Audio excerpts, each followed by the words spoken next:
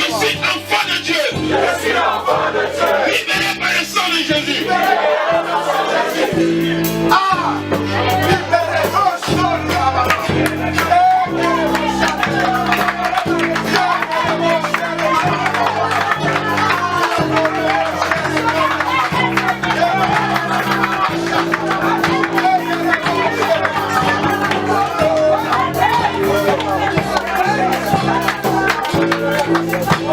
Je suis justifié. Il n'y a plus de condamnation. Plus de condamnation. Je suis justifié. Tout ce qui est en Jésus est en moi. Je peux tout. Parce que Christ avec moi. Parce que Christ avec moi.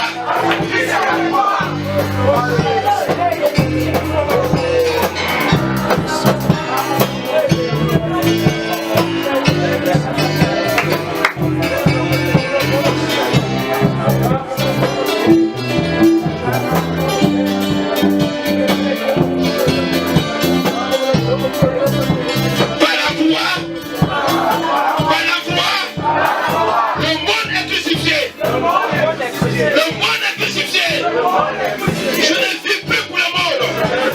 Je ne vis plus pour le monde. Je vis pour Christ. Je vis pour Christ. Je marche en Christ. Pour faire la volonté de Dieu. Pour faire la volonté de Dieu. Pour faire la volonté de Dieu. Et rien ne va m'arrêter. Rien ne m'arrêtera. Parce que j'irai jusqu'au bout. Je marcherai sur les serpents. Sur les scorpions. Sur toute la puissance de l'ennemi. Et rien ne pourra me dire. Je marche dans ma destinée. Dans Jésus-Christ. Je marche dans ma destinée. Je saisis ma destinée. Et rien ne va me l'empêcher.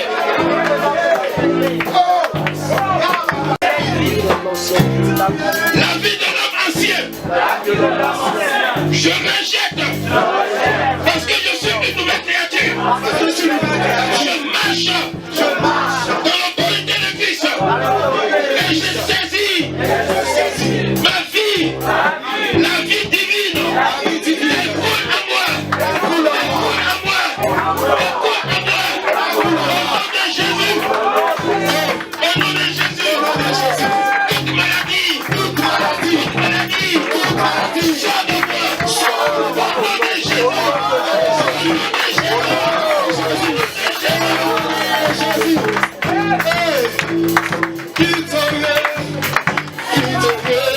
Je suis victorieux. Je renonce. Je suis désormais premier. Jésus-Christ. Je marche. La tête haute. L'autorité. Le pouvoir. La puissance. Elle vient de prendre lui. Parce que mon chef est assis sur le trône de Pilate. Oui, Jésus est Seigneur. Il est victorieux.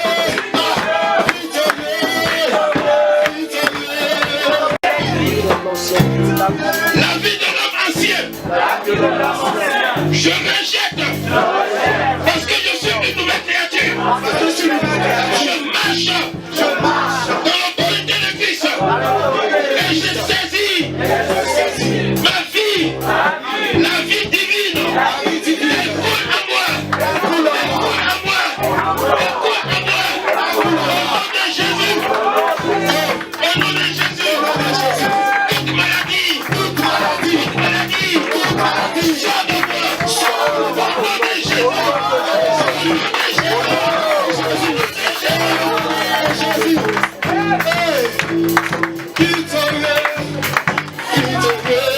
Je suis victorieux. Je renonce.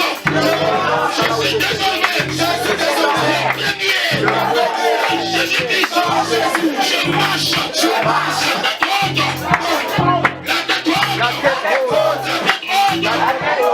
L'autorité. Le pouvoir. lui.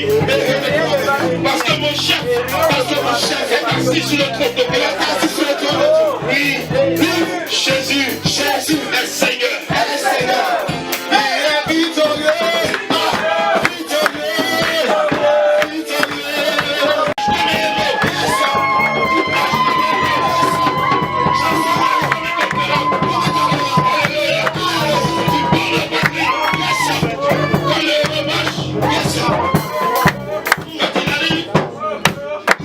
C'est le passage. Yes, il marche comme ça.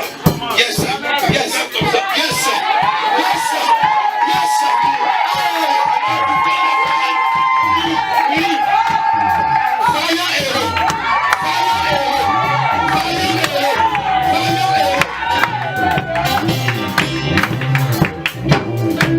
c'est fini cette histoire de marcher comme ça, comme une petite souris. On ne marche plus comme les petites souris. On marche comme des lions, des tribus de Juda. Et quand il vient, tout le monde se calme, tout fait silence. Quand il rugit, tout fait silence. Oui, nous allons marcher en conquérant.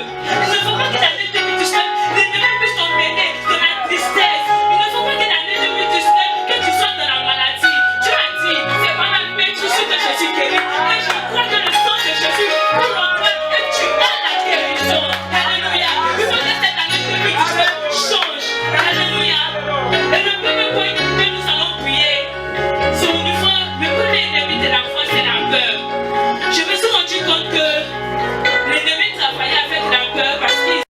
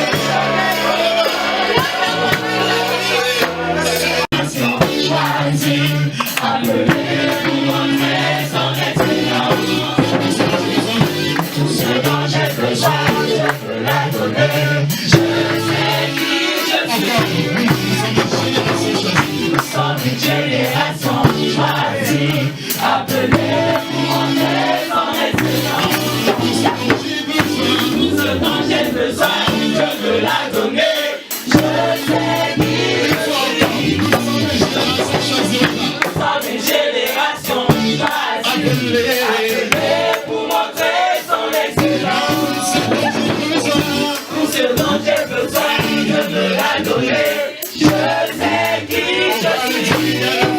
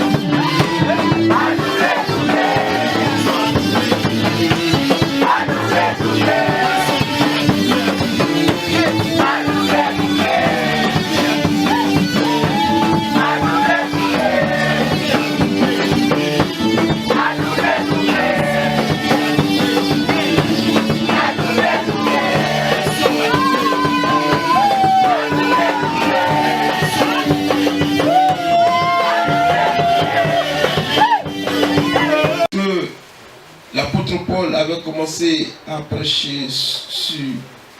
Vous voyez, l'évangile de Paul, c'est l'évangile qui se base sur la croix. Allons ici dans le livre de Galates, chapitre 6, verset 14. Galates chapitre 6, verset 14. Quant à moi, certes non, je ne me glorifierai de rien d'autre que la croix de notre Seigneur Jésus-Christ. Ici.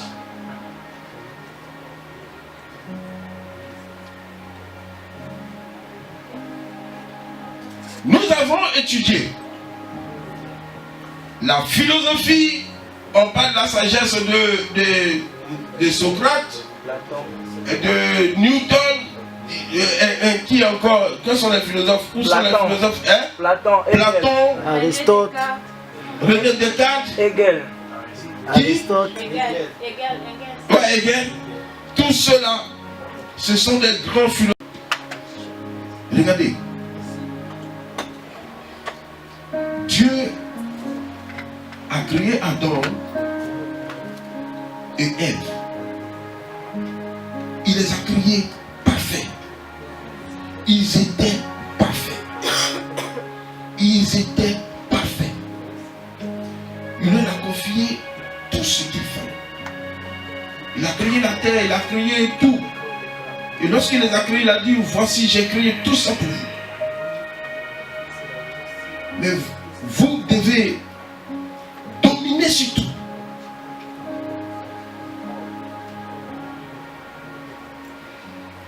Lorsqu'il a fait ça,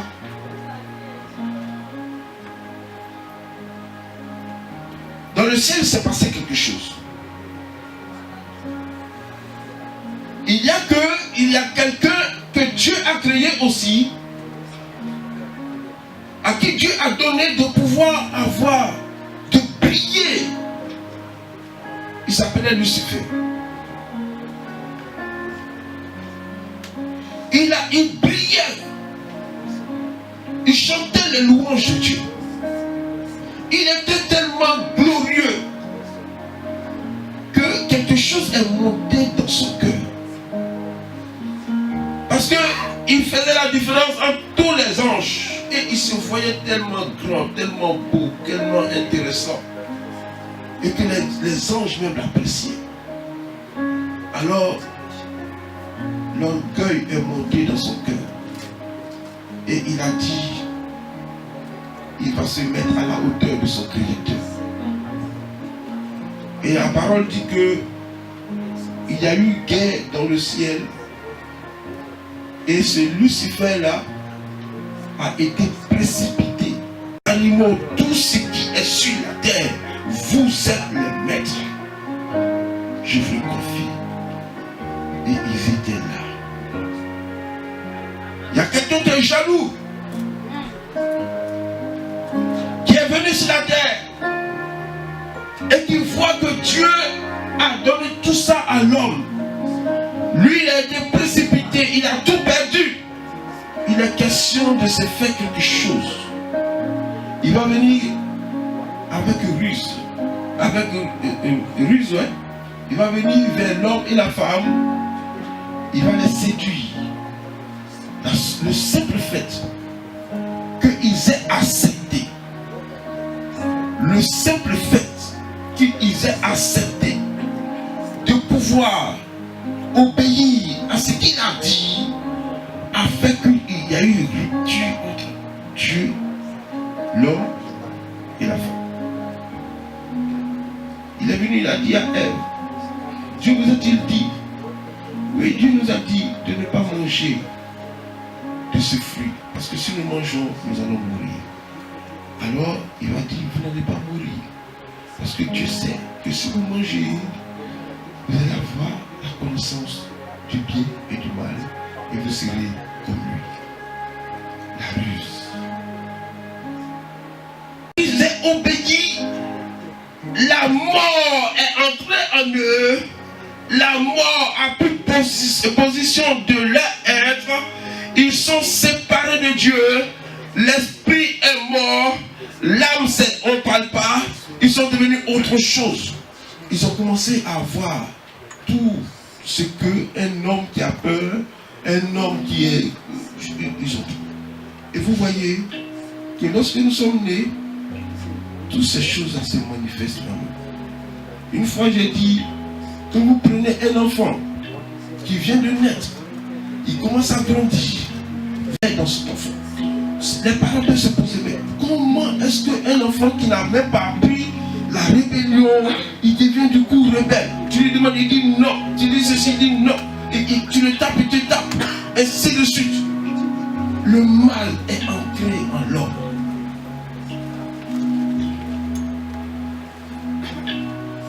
Je ne peux pas faire. Ce n'est pas possible. Je ne peux pas laisser cette créature mourir. Satan aurait gagné. Il aurait gagné. Alors Dieu va faire des démarches pour revenir, pour sauver l'homme, pour ramener l'homme à sa position qu'il avait avant sa chute. Et c'est pour cela que Jésus est venu. Parce qu'il est écrit que celui qui pêche, il doit forcément mourir. Vous comprenez? Celui qui pêche doit mourir.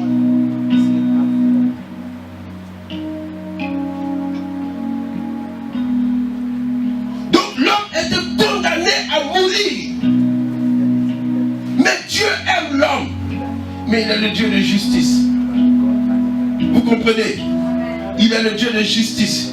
Il ne pouvait pas simplement dire, ou bien quelqu'un pourrait dire, bon, mais il pourrait simplement dire que bon voilà, j'annule la malédiction et puis c'est fini. Il fait venir celui-là qui lui est son fils, qui est sorti de lui. Il va lui former un corps semblable à celui d'un homme pour que celui-là puisse vivre sur la terre et que celui-là, le moment venu, puisse représenter l'humanité tout entière, représenter l'homme, comment dirais-je, l'homme Adam et toutes les générations, représenter cet homme-là qui a péché et qui doit mourir selon Dieu. Il doit aller mourir. Il a accompli son ministère et il est parti à la croix. C'est l'humanité, c'est l'homme, grand H, qui est allé mourir. Vous comprenez? Donc du coup, lorsque le Seigneur est mort, l'homme grand H, c'est-à-dire chacun de nous qui est en l'homme, chacun de nous est mort à la croix. C'est-à-dire qu'il a pris la place. Mais en prenant la place, c'est nous tous, c'est l'humanité qui est en train de mourir à la croix. Et il est mort à la croix. Chacun de nous est mort à la croix. Vous comprenez? Parce qu'il caractérise l'homme. Il caractérise l'homme. Chacun de nous est mort à la croix. Il dit que la sentence, selon Dieu, a eu lieu. Le sang a coulé et depuis ce moment, lorsqu'il est ressuscité, c'est l'humanité, il est ressuscité avec chacun de nous pour que nous puissions reprendre notre position, la position que Adam a perdue.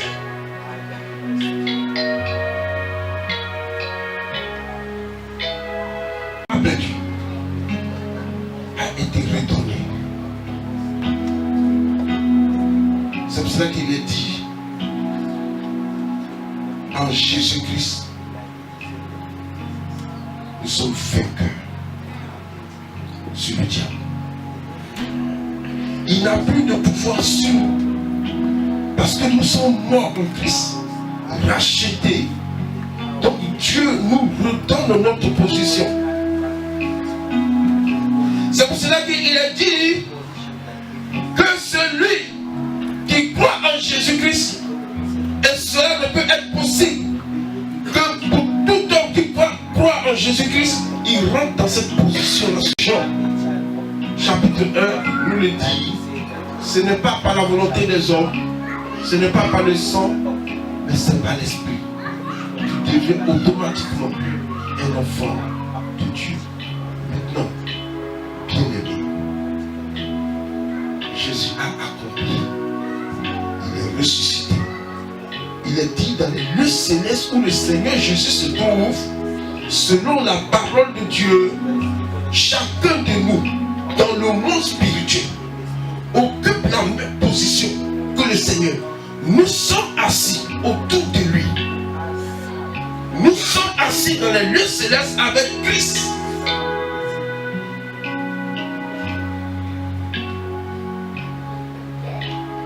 Dans une position de supériorité.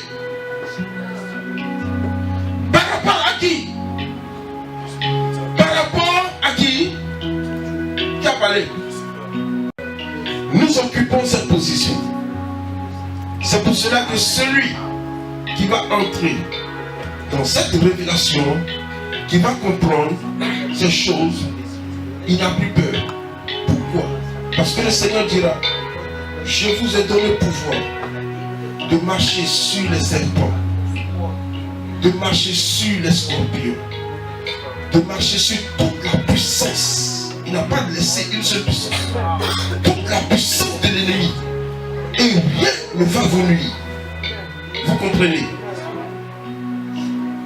Ça c'est pour celui-là qui marche par l'esprit. Maintenant, vous voyez, le Seigneur accomplit. Mais beaucoup de nous, nous avons encore des problèmes. Et pour révélation de ce que le Seigneur a accompli. C'est pour cela que quand l'apôtre Paul parle de la croix, il ne voit pas un homme qui est simplement là. Et puis, il voit ce qui est derrière. Pourquoi la croix? Qu'est-ce qui s'est passé à la croix? Qu'est-ce que moi je deviens? Quelle est la position que j'occupe? Qu'est-ce que je gagne dans la croix? C'est ce que la... C'est pour ça qu'il dit, il vous dit, mais écoutez, baptiser, oui, je peux vous baptiser, mais c'est pas cela que je suis appelé. Je suis appelé à pouvoir vous révéler ce que vous n'avez jamais su et que le Saint-Esprit m'a donné de vous. Et passer, annulé. Ton ancienne vie est annulée. Tu peux marcher selon Dieu. Tu peux vivre selon Dieu. Tu peux accomplir la volonté de Dieu. Et quand tu le fais avec une certaine aisance. Parce que le Seigneur te dit, son joug est léger et doux.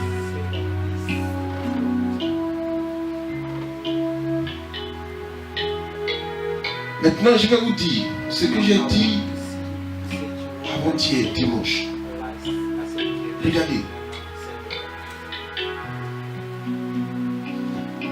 Quand tu te touches, nous en français, on parle de chair, la chair, la chair. On dit ça c'est la chair, ça c'est la chair, la chair.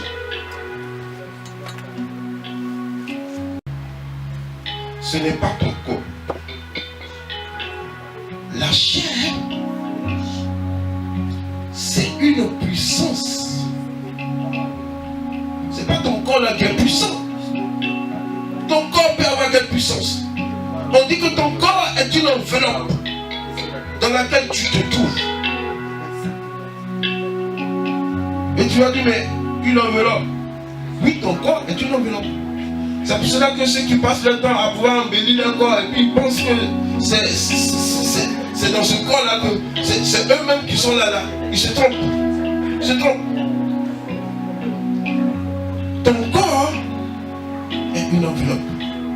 Toi-même, si tu es en Jésus-Christ, tu es un esprit. Parce que le Seigneur dit, ce qui est né de l'esprit est esprit. Vous comprenez? Et ce qui est né de la chair est chair. Pour le Saint-Esprit qui est venu habiter avec toi dans ce corps-là et qui t'a communiqué sa nature.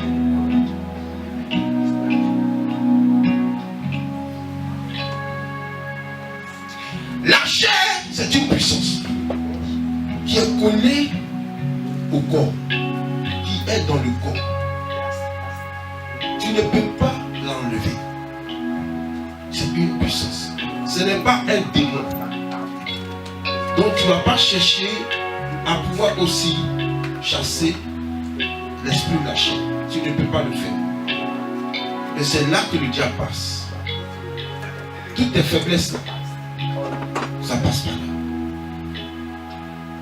Il utilise cette puissance qu'il a déposée en nous. Parce que cette puissance est venue après la chute de l'homme. Il l'a déposée en nous pour pouvoir nous amener à faire ce que Dieu ne veut pas. C'est pour cela qu'il est écrit, si tu marches selon la chair, tu vas mourir. Et le but, c'est de pouvoir tuer ton âme. Ton âme. Satan passe par la chair pour pouvoir tuer notre âme. Maintenant, est-ce que la chair c'est toi? Ce n'est pas toi.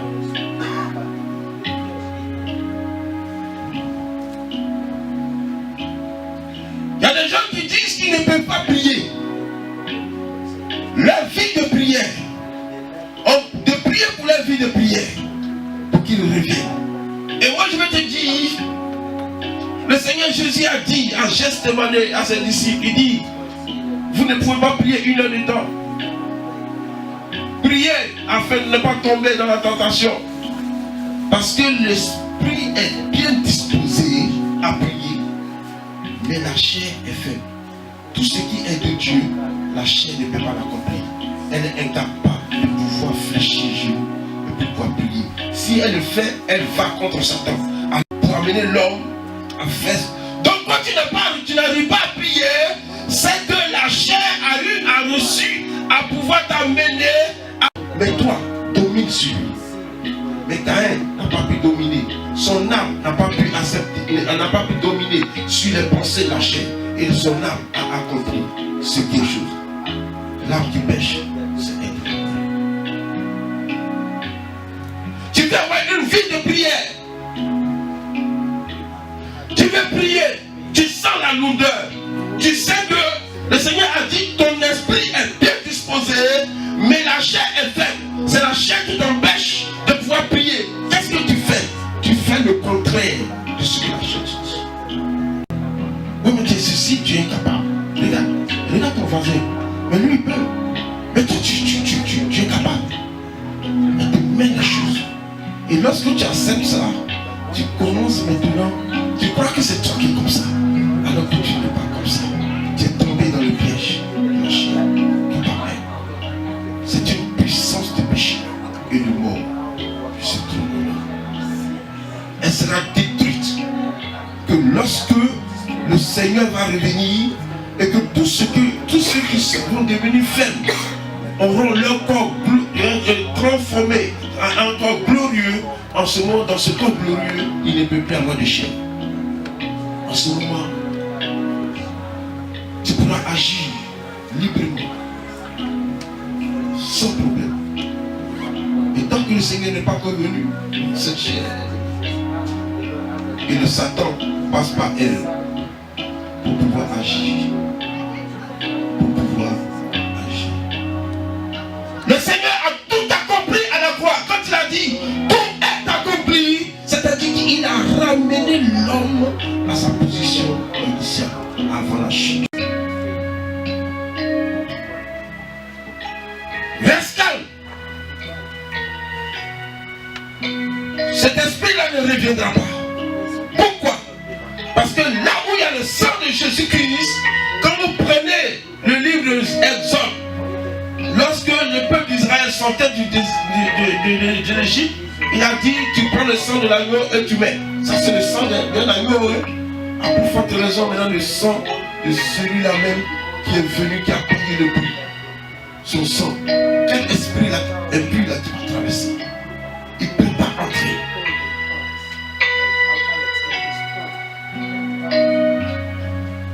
Il ne peut pas entrer.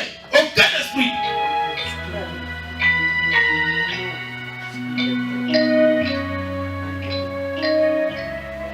L'autorité qui va être donnée, si l'esprit entre, je lui dis tu sors. Fantôme. Tu le chasses sans trembler, sans avoir peur. Tu le chasses. Et sois sûr qu'il va appliquer, il va faire ce que tu lui dis de faire. Vous n'allez pas dans les pousseurs, vous allez partir ailleurs, vous allez partir ailleurs. Vous comprenez? Je suis en train de parler à des chrétiens. Amen. Je parle à des gens qui sont nés de nouveau. Amen. Je parle à des héritiers de Dieu. Amen. Des gens qui ont la nature de Dieu en eux. Amen. Qui peuvent parler et les choses s'accomplissent. C'est à vous qu'ils sont préparés.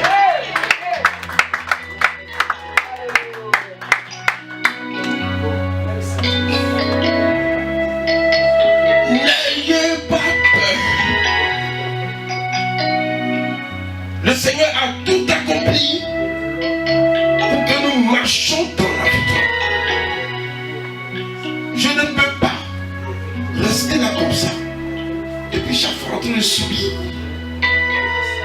Il est venu, il a souillé mon corps, et puis je suis là, il tourne comme ça. Hein? Et puis il est là quelque part, et puis il se moque. Il se moque. Il se moque. Et puis à lui, c'est tout le monde, tu n'as plus d'argent. Et même quand tu as un peu d'argent pour pouvoir chose, pour la maladie, tu vas finir tout ton compte. Hein?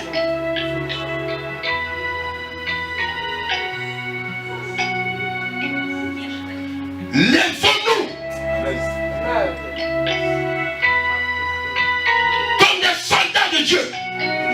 Parlons et que la chose arrive. Décidons de leur sort. Ce n'est pas eux qui vont avoir l'influence. C'est nous à qui.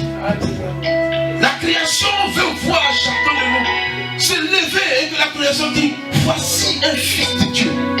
Voici, Jésus l'a démontré. Il marchait, tout se met en place. Il dit chacun, il dit, vous êtes la lumière du monde. C'est là où vous partez, les ténèbres doivent disparaître. Là où il y a la lumière, il ne peut pas avoir des ténèbres.